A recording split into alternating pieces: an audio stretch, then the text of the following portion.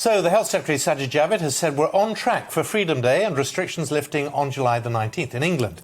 The Prime Minister is expected to say later that life won't quite be back to normal.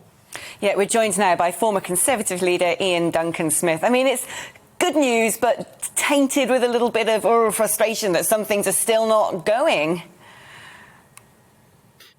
Yes, I think the problem with this sort of trailing announcement, which seemed to have started at the Andrew Marr programme on Sunday, but which is that you are expected. I have a particular question. What do you mean by expected? Is it like Nelson said to the fleet at Trafalgar, England expects, which is an order? Or is it like Great Expectations, which is a kind of wish or a thought or a hope? You have to be clear. It has to be put in context. What do they mean by that? And what will happen if somebody's on the tube and somebody else is wearing a mask and they're not, and they're asked to put a mask on, and they will say, no, I don't have to. And they say, well, it is expected that you wear a mask. And they will say, you may expect it, but I don't, and I'm not wearing it. And where will that lead us? So they need to be much clearer about what this is. Is it a regulation, in which case we should debate it in Parliament? If it's not a regulation, then it's nothing more than a wish list. It's not going to be a regulation, though, is it? I mean, this has been the whole problem. It's been the message that's gone out. Yeah, well, I agree. I think that's the point that I'm making, really, which is that a concept like expectation has to be in context. You can't have it hanging out there because it means whatever it means to whoever hears it. As I say, you can either have what is very clear and a direct instruction, like, as I said, Nelson did at Trafalgar, where he put up the signal to say England expects that you do your duty.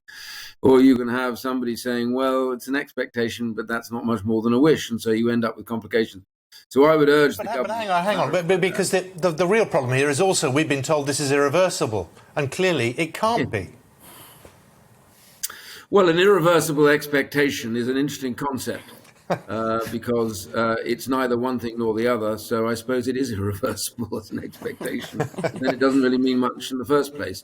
So it's, I expect to have an easy ride on this interview, but that may be my view. Your view is you expect to give me a hard ride, and I just think, that this is where we end up with this clash. So I have to say that the English language is a wonderful language because it is able to be very precise and allow people to have no idea other than the precise meaning. This, I'm afraid, is the wonderfully imprecise meaning, and I'm not quite sure where that's taking us. Now, talking about a lack of precision, it seems to me that social distancing is also something that is kind of going but still there, and we might have something akin to vaccine passports. Well, social distancing is easier to deal with because for the most part, except where there is a crowded shop or something, most people by and large don't sort of crowd in on other people's space. So it is feasible for people to be at least a metre apart, certainly, and in most circumstances. But, they weren't at Wembley, by the way. But the second bit of course, is the passports. Now, here I do have a slight concern because if we're going to have passports, as it were, on vaccinations internally, it really does say who polices this. So if somebody turns up to a restaurant or a bar and they demand to see either, I don't know if there's going to be an app or a card or something, in which case they may say, we need to see your card or your app. And if they say, well, I haven't got it, but I was vaccinated, well, do they turn you away? And if you say, well, I've not been vaccinated, but I don't believe in vaccinations, are they going to turn you away again? In which case, where do your liberties begin and end on this? And I think it's going to make huge complications for restaurant owners who have enough hard time having staff actually doing the work in the restaurant rather than spending their whole time trying to check up on people. So this is the problem. It's easier on traveling abroad because if you travel abroad, you can have a stamp in your passport or whatever. And if the other countries wish to see it, and that's the reason for you getting in, then that's fine. That's very clear. And their authorities will check that. But if you're internal, we don't really have internal mechanisms for policing this. And that's the concern I have, that it may actually lead to some people being excluded on the pretext of not having a vaccine, when there may be other reasons why they've been excluded, maybe race or sexuality or something, I don't know. But all I'm saying is that these complications will come in unless it's clear. It was interesting hearing from some people who were queuing up at Wembley last night, and the Wi-Fi wasn't working, so they weren't able to produce their apps and their certificates.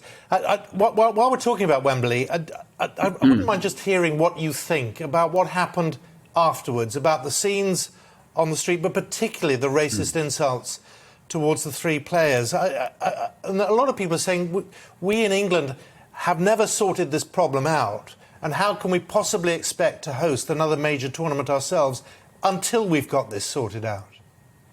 Well, there are problems. We know for a fact that there are some in the UK who hold abhorrent views on these things and are very quick to use social media to state them because they think they're anonymous.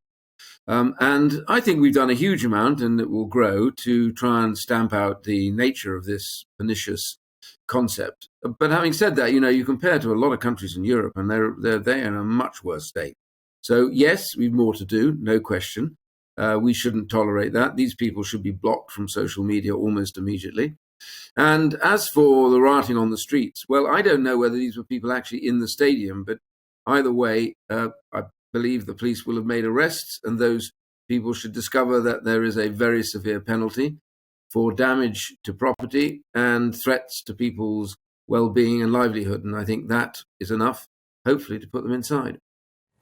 Iain, thank you so much for joining us. It's a pleasure having you on, and hopefully we'll get you back on and speak to you again very soon. Welcome to the GB News YouTube channel. You can watch us live 24 hours a day, catch up on your favourite shows, and join in the conversation in the comments below. Don't forget to subscribe and you'll never miss any of our exclusive content.